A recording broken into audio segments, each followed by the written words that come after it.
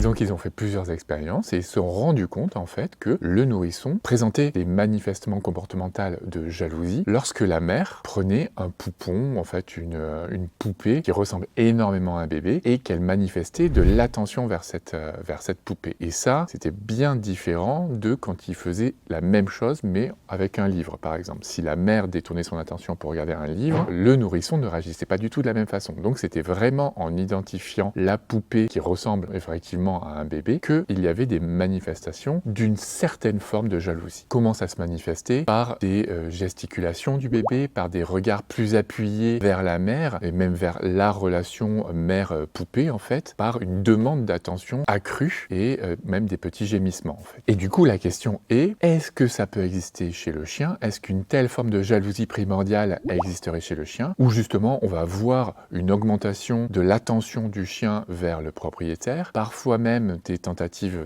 d'interposition ou carrément des gémissements et parfois plus.